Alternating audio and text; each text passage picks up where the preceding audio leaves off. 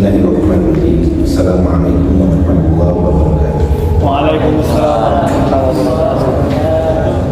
Alhamdulillahilladzi 'allama bil qalam 'allama al-insana ma lam ya'lam.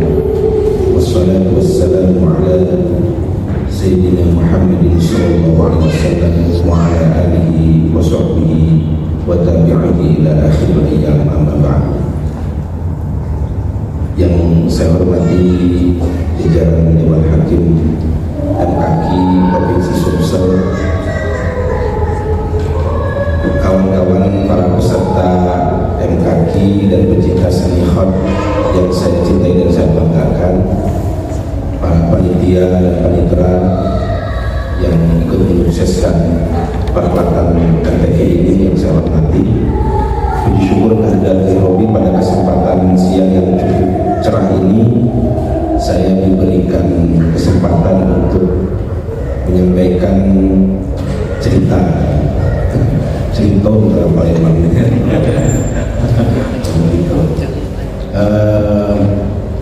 Ini mungkin kali pertama saya menginjakannya yang kesekian, cuma dalam event MKQ baru kali ini. Rasanya sangat senang, gembira bisa berkumpul, bisa berrahim dengan kawan-kawan sekalian, karena kita punya hobi yang sama, setidaknya hobi berkaligrafi.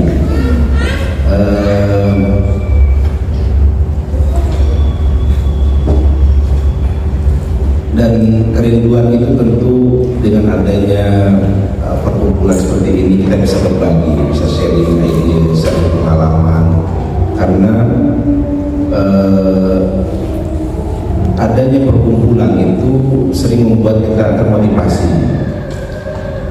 Dari pengalaman di kelas mungkin beda dengan kita mendengarkan orang yang langsung melakoni atau langsung terjun sebagai sebagai artisnya. Sebagaimana saya pun ketika berjumpa dengan para master yang jauh dulu itu hanya lihat di buku-buku saja, siapa itu Ustaz Daud Jetas, Ustaz Perhatul, Ustaz Ziyad Muhandis yang dari Irak, hanya mengawal-awal aja seperti apa tangan dia gimana cara menyampaikan aja. Ketika sudah berjumpa dan saya setorkan karya, kemudian beliau megang, ini harus begini, itu rasanya seperti dalam mimpi gitu. Dan dari situ baru tarikan burung saja kita udah langsung memotivasi kita, ini yang koreksi si Anu bisa gini, pena kita di PE-nya ini harus begini, luar biasa.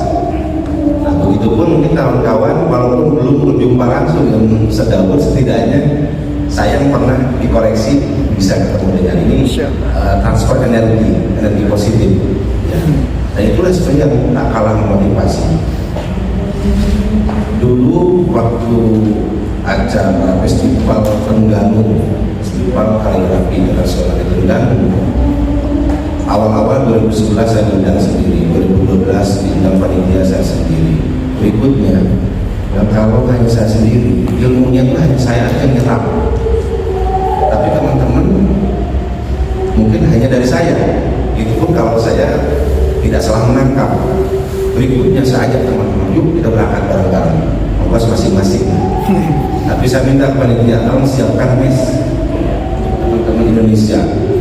Hanya berangkat, Ustaz Teguh, waktu itu Ustaz Midi, termasuk Ustaz Sirojudin juga kita ajak sama rame-rame dan langsung pergi. Semua saya lihat tuh kalau Ustaz Teguh lihat ketika dikoreksi sama sedang, masya Allah kita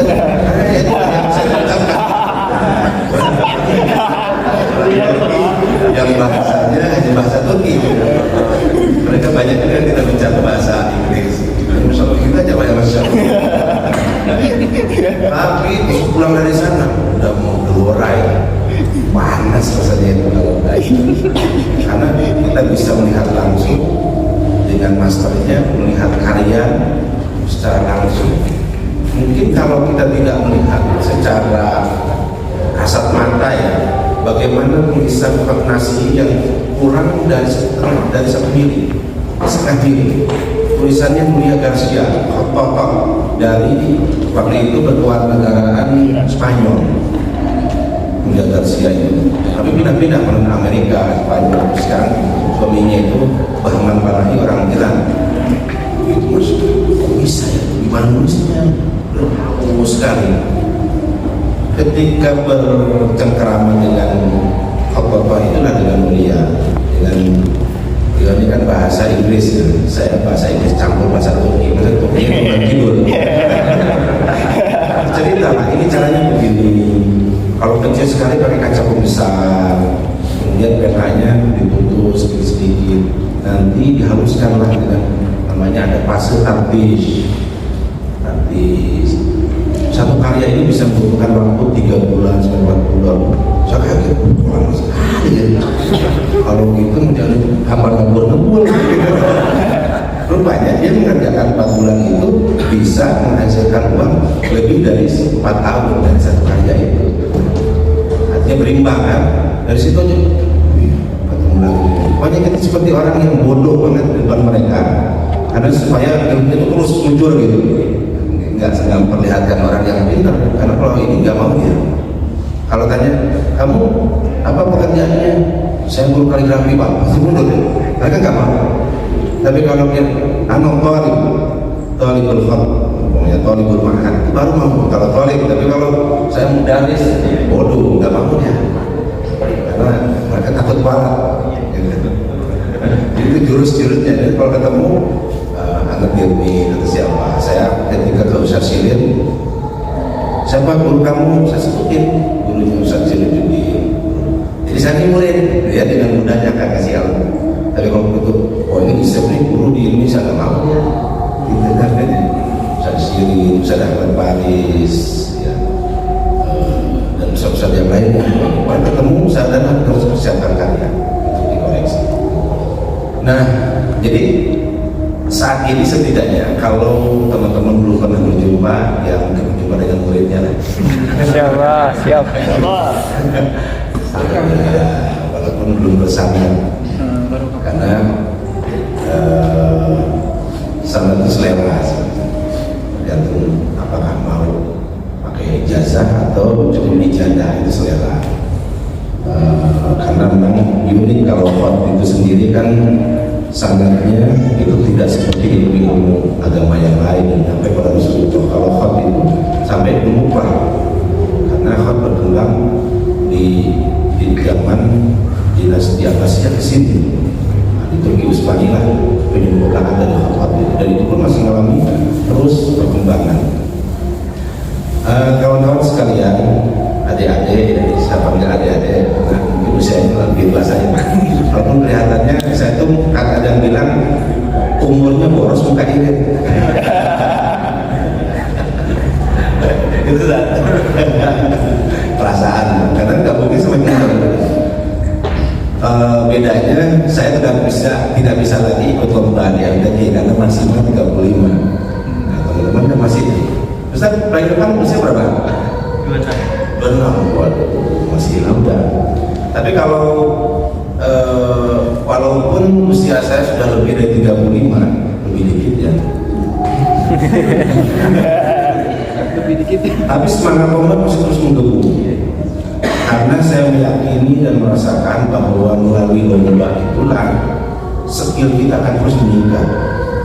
Mungkin di Indonesia di beberapa event perlombaan saya menjadi juri, tapi di luar saya mesti berlomba. Dalam setahun minimal itu 2 kali saya ikut. Walaupun kalah itu sudah depan mata. Bagi saya kalah itu biasa dalam event internasional ya. Tapi kalau nasional saya harus menang. Saya selalu begitu. Nasional saya harus menang. Gitu. Tapi kalaupun kalah ada hikmahnya. Nah, perlu diketahui juga oleh teman-teman bahwa untuk tingkat internasional ASEAN itu dalam setahun kalau di kondisi luar COVID itu tidak kurang dari 10 perlombaan.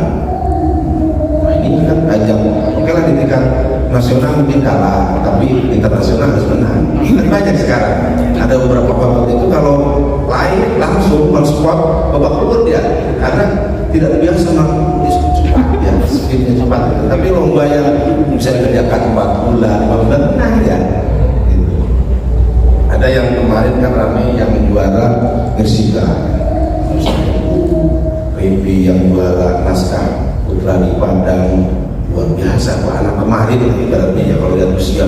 Karena saya mengikuti banget tuh waktu pelatihan 1,5 tahun sebelum MTQ nasional itu kan saya sudah melatih dari Subang. Ya perkembangannya ikut nasional, internasional juara, biasa ya. Ini harus menginspirasi teman-teman bahwa ada pepatah Arab yang mengatakan inna kabirul yaum kan sokirul Islam. Orang besar sekarang belum kecil seperti kita.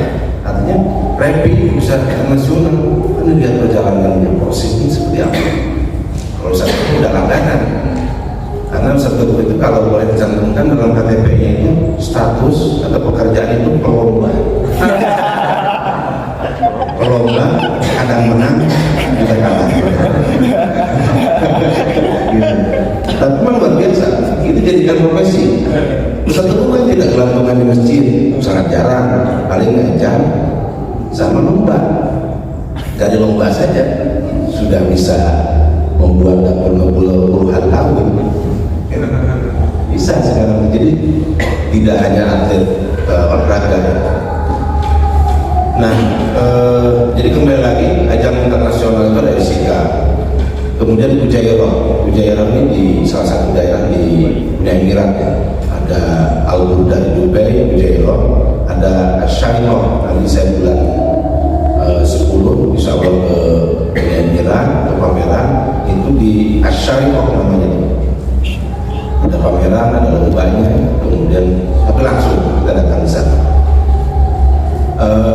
Kemudian ada lagi As-Safir Irak itu setiap tahun, Al-Mudawwad itu setiap tahun, Sukukaz 2 tahun sekali di Mekah, Uskudar 2 tahun sekali di Turki, Zaitin Burnus setiap tahun di Turki, Al-Barakah Bank 3 tahun sekali, Al-Barakah Bank kaligrafi kontes, Algeria yang nama itu setiap tahun 2 kali bahkan bergantian.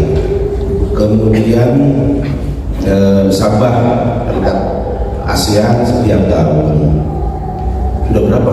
Banyak sekali. Harus ada yang Anda ikuti.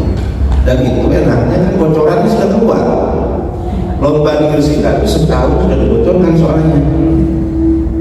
Sementara kalau ini kadang-kadang kemarin kan lomba polisi kota langsung turun luar biasa itu. Misalnya bimbing bisa jadi hebat-hebat. Nah ini setahun sebelumnya sangat mungkin Anda mematangkan kalimat yang hanya itu saja kan, dimatangin, ditulis dalam bentuk amsyak itu coretan-coretan jadi karlamat, kemudian kita buat pola. Ketika pola sudah jadi, nah tinggal eksekusinya. Bagaimana kita memanage pena ini supaya tarikannya panjang, alif sulus itu dari atas sampai bawah. Ada gradasi, ada tamawuj kepala, riak-riak gelombang pena. Nah itu, jadi bukan hitam pekat. Kalau hitam pekat itu sampai sablon. Di sini seninya itu. Kapan kita harus berhenti? Ada napas di situ. Pada belokan, persinggungan dengan huruf lain, boleh kita ambil napas ibaratnya. Tapi juga jangan ditahan napasnya panjang-panjang. Pingsan nggak tanggung jawab. Tarikan panjang. Jadi nyelupnya pun harus pas. Kapan tarikan itu pendek? Kenapa kolam itu ada got-gotnya itu ada belahan? Karena untuk menyimpan. Gitu. Dan luar biasa teman-teman tuh bisa berinovasi. Hanya seperti ini. Sampai dipakai di Turki. Kolamnya Raja Wali itu yang ada itu saya bawa dihadiahkan ke Ustaz Muhammad Bocai, ke Ustaz Daud. Senang sekali dia. Langsung dipraktekkan, hanya jadi di endorse. Ada masukan juga dari beliau-beliau itu. Nah, jadi bagaimana kita mengatur pena tintanya? Mungkin dulu tahunya tinta itu yang murah, artinya yang paling murah atau queen gitu. Sekarang ada Colbin, ada Smith, ada Windsor, ada Liquitech, Bombay, Martin, dan sebagainya, banyak sekarang. Nah, kemudian juga kertasnya dulu tahunya karton ATM, itu ATM nyebutnya tuh kertas kalender. Rupanya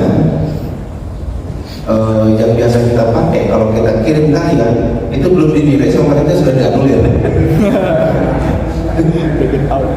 95 saya pertama kali ikut internasional itu pakai karton dan nggak ada kabar. Nah, tahun 2007 saya ikut, jadi di kertas art paper saya cipratin air saya. Kesannya itu seperti warung kohar ya, seperti warung kohar. Mungkin mereka, wah ini bagus juga nih warung kohar Indonesia nih, masuk tuh kayak gitu. Dapatlah harapan di mana waktu itu tahun 2007. Nah, artinya memang mau tidak mau kita harus mengikuti perkembangan di luar itu. Kertas, tinta, terus bagaimana finishing. Ada yang mungkin teman-teman yang biasa lomba spontan begini tidak melewati fase namanya tartish, atau kalau orang Mesir bilang itu rutus itu fase editing. Karya yang sudah jadi ditulis itu harus diedit, harus sampai tidak ada lagi lihat-lihat gejal-gejal, atau kalau ini bekas dipek, nggak ada kali. Satu huruf mungkin makan waktu 2 jam, 3 jam. Saya ke Ustadz berharuskan, Ustadz berikan saya nasihat untuk menjadi khotob itu seperti apa. Beliau bilang begini, mungkin menyebut isyad itu susah, jadi dia bilang itu ya musbah. Ya musbah, kalau mau belajar khot, manfaatkan waktu itu nisfu yaum taktub. Jadi setengah hari itu kita menulis berdasarkan mengacu pada kaidah gitu ya. Wa nisful yaum tanzur ila namadij al-jamilah. Setengah harinya kamu lihat karya, mencontoh karya-karya master. Pokoknya di depan kita ada khot sulus, kita tiru ya. Jadi berimbang antara kita menulis dengan kreasi kita dan meniru karya-karya yang sudah ada. Sebagai contoh pokoknya di waktu penilaian tadi malam sampai tadi siang itu, saya lihat karya itu huruf-hurufnya bagus. Kalau kita pecah secara huruf mufradahnya itu luar biasa. Tetapi ketika dirangkai, apa rasanya? Ini kurang tinggi, kurang panjang, yang tidak lazim dipanjangkan, dipanjangkan, yang tidak lazim pendek, apa dia ini, karena pengetahuannya bagaimana menyusun itu kurang. Padahal khot itu ilmu tata'arrafu bihi suwaru huruf al-mufradah wa kaifiyatu tarkibiha khottan. Itu adalah ilmu yang menerangkan huruf-huruf mufrad, huruf-huruf tunggal, dan bagaimana menyusunnya dalam sebuah garis gitu. Nah, lupa hasilnya dengan huruf-huruf tunggal, ketika nyambung ternyata pleset. Nah, dengan cara tanggul ilmu namanya, dengan melihat karya-karya master, karya-karya unggulan, itu kita secara tidak langsung sudah mempelajari bagaimana nyusun huruf itu. Ada namanya busolah. Garis busolah itu garis kompas kemiringan setiap huruf itu kan nasli berapa derajat kemiringannya, dibanding jari seberapa. Dia tidak boleh yang atasnya itu lurus begini dia gajluk ya, ada lompatan, nah itu fluktuatif tidak boleh, dia harus ikuti irama itu. Nah ini yang mungkin teman-teman sebagian belum tahu karena belajarnya ya hanya huruf-huruf itu. Makanya kalau ada contoh di karya-karya itu, kalau di medsos ada garis-garisnya, nah itu ikutin tuh garis-garis, suka ada keterangan kan kapan naik, kapan turun, asumut, al-irtifa, pokoknya takowus, ada istilahnya harokah, sehingga banyak istilah-istilah itu dalam kaligrafi. Nah, jadi dan itu harus dengan enjoy. Jangan besok kalau menjelang MTQ wah bersekutu latihan nggak bisa. Memang harus menjadi dawam. Hanya tidak salah ada sebuah kata dalam kaligrafi itu al-khattu mahfiyun fi ta'limil ustaz wa qiwamu fi kafril masyaq. Jadi kaligrafi itu teknik metodenya ada pada pengajaran guru. Tapi bagus tidaknya tulisan itu tergantung seberapa banyak kita menghasilkan amsyah, latihan-latihan, tamrinat. Jadi jangan harap Anda menjadi juara nasional kalau latihannya cuma segini. Jadi kalau latihan harus setinggi orang, jadi orang itu tingginya 180 itulah kira-kira kertasnya berapa ribu lembar. Jadi begitu. Rasanya tidak adil juga kalau Bim Salabi menjadi khotbah, karena dalam ilmu pun kan harus susah. Laukan ada yang menunjuk ilmuna maka ya pokok fil bariyati jahil. Seandainya ilmu itu bisa didapat dengan hanya menghayal saja, maka di dunia ini tidak akan ada orang bodoh. Gitu. Semua jadi bintang. Begitupun kaligrafi, tidak ada yang bisa ngambil. Memang ada faktor bakat yang akan membantu, tapi juga jangan terlalu percaya dengan bakat, karena bakat didapat tidak dengan kerja keras. Orang tuanya seniman itu pasti turun anaknya kalau dia mau berlatih. Tapi kalau anaknya nggak mau berlatih, ya susah. Gitu. Ada juga yang 1, 2, 3, 4 sampai ke 7 bagus-bagus. Mungkin kita turunan ke 8, nggak bisa juga.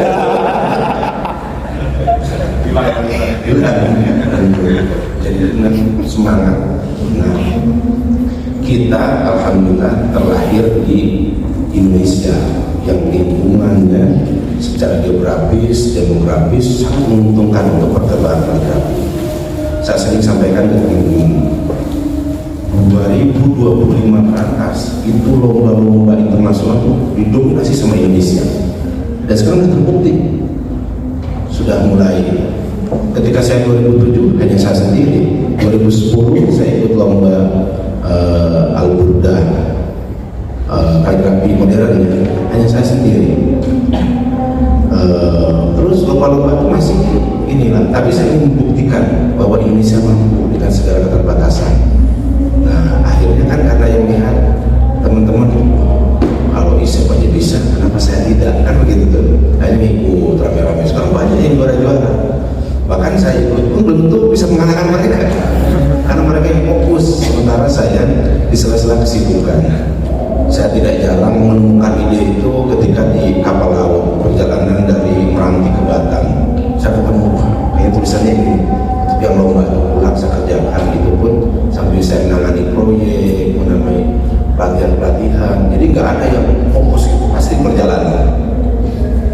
Tapi saya ingin membuktikan justru dengan keterbatasan waktu itulah kita bisa berhasil.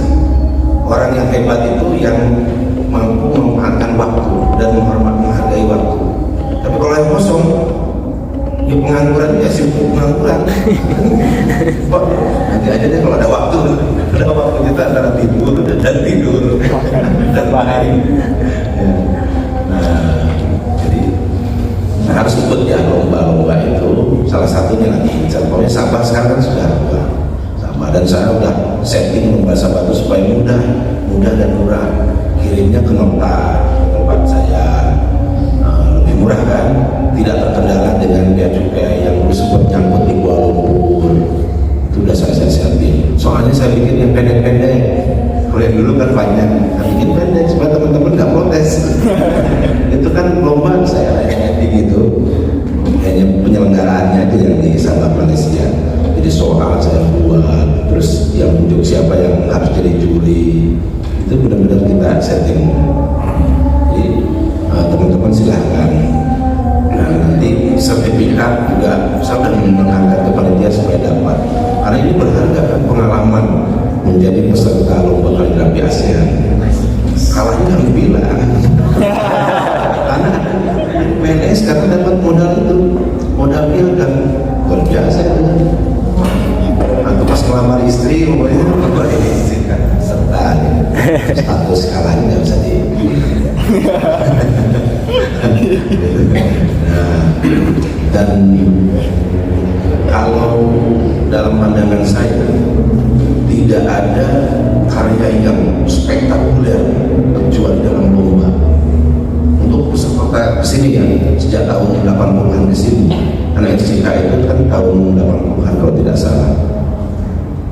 Coba bayangkan Anda kalau sekedar yang minta, ada nenek-nenek tua lagi udah lama, buat kalian dong, apakah Anda akan mengaku kok itu latihan dulu, masih langsung. Yang penting untuk masyarakat sekitar dikatakan bagus, dan cukup. Tetapi dalam lomba, Anda ingin menjadi yang terhebat dari yang bagus-bagus, harus diulang-ulang. Samsul Hadi Samsul, orang Malaysia, mungkin pernah dengar, juara di Zaitun Gunung Turki, kemudian di Sabah berapa kali. Katanya, Anda untuk membuat karya itu bagaimana? Kata dia, saya mengulang-ulang, saya bikin karya 8 pun udah jadi semua. Dia pilih mana yang paling bagus, 8 karya. Kapan kamu kerjakan? Saya tiap hari kerjakan dari pagi sampai sore. Saya mengerjakannya di tengah malam, jam 1 malam, jam 12 sampai subuh. Karena dia tidak punya waktu siang-siang kerja di kantor.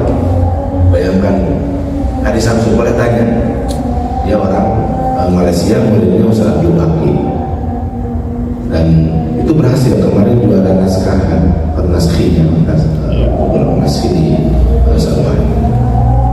Jadi orang-orang hebat itu begitu. Nah, jadi harus juga. Yang perempuan juga, Nuria Garcia itu mu'alaf, tapi bisa menjadi ini. Beliau itu kalau itu karena tidak paham dengan Al-Quran itu, menyusun itu sering dibantu. Ini kapan saya harus memutuskan tidak sampai putus kalimat umumnya abnahum, A-nya bukan di atas, masih nyambung, karena beliau tidak paham. Itu sampai minta bantuan. Ada lagi Maryam Yumi, Diwani dulu pakarnya Diwani lah dari Jepang, itu kawan saya juga, itu malam juga Maryam Yumi. Ada lagi Maryam yang dari Iran itu jago luar biasa, memang ngeri lah, tangan-tangan hebat. Jadi perempuan jangan merasa ini kan lomba internasional harus berjibaku dengan laki-laki. Nggak ada kalanya sekarang perempuan di atas. Atau variasi. Nah, artinya sangat berpotensi. Tapi yang penting dengan adanya, ini kan kita melalui fase-fase yang benar-benar ekstra serius lomba itu, akhirnya ini membentuk tulisan menjadi bagus, dan ini menjaga tulisan supaya tetap stabil. Kan sering ada yang tanya, gimana sih menjaga tulisan supaya bagus? Sebenarnya ketika kamu menulis dimanapun, kapanpun, berusaha untuk maksimal. Saya kalau nulis di masjid itu seperti menghadapi lomba. Saya latihan dulu. Innama ya'muru masajidallah, saya ulang-ulang. Saya lihat tulisannya Hamid Al-Amidi, kan ada innama ya'muru. Terus ada lagi tulisan Hasan Salabi pernah menulis itu, saya lihat lagi. Misalkan latihan ditulis di ini, dilihat kalau kurang pas saya hapus, padahal sepintas bagus kan, karena saya ingin menampilkan inilah karya terakhir saya yang terbaik. Jadi dimanapun harus begitu. Nah, jadi harus maksimal. Kalau kita asal-asalan karena berat yang meminta ini orang nggak paham, ya susah, tidak akan berkembang. Jadi harus dawam dan buat karya itu seperti halnya kita dalam lomba, ingin maksimal. Karena tanpa disadari apa yang kita lakukan adalah kita bagian dari pembentukan peradaban. Sebenarnya jangan anggap kamu nulis di masjid itu hanya aspirasi saja, memang benar. Tetapi di situ sebenarnya ada zinatul muta'addid. Ta'alam qiwam al-khattiyya dan ta'addud. Pelajarlah seni kaligrafi wahai orang yang berperadaban.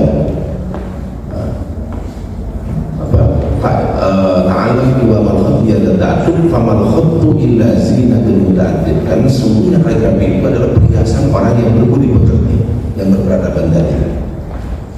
In kunta damalin fakhattu kazinatun, seandainya kamu orang yang berada, orang kaya, maka kaligrafimu adalah sebagai perhiasan. Wa in kunta muhtajan fa afdal maksabin, seandainya kamu orang yang miskin, orang yang papa, maka kaligrafimu adalah sebaik-baiknya pintu membuka rezeki. Ayo kasih rezeki. Ini banyak kan yang di sini menjadi Spiderman. Ya, Al-Qatul Amir di sini. Kaligrafi untuk penguasa adalah perhiasan. Walil ghani kamal, untuk para penguasa pengusaha atau hartawan adalah kesempurnaan dari kekayaan. Walil fakir iman, dan untuk orang miskin adalah kekayaan. Kita mungkin pesiman dan tidak boleh jadi aspirasi. Jadi materinya dapat, ya. Kemudian disebut juga punya nilai ibadah, ada syiar Islam dengan kaligrafi, luar biasa ya. Dunia wal akhirat dapat, dan banyak yang iri. Boleh tanya, kenapa kamu banyak dunia akhirat dapat dari kaligrafi? Kalau ada niat ibadah, tapi tentu ada. Saya sering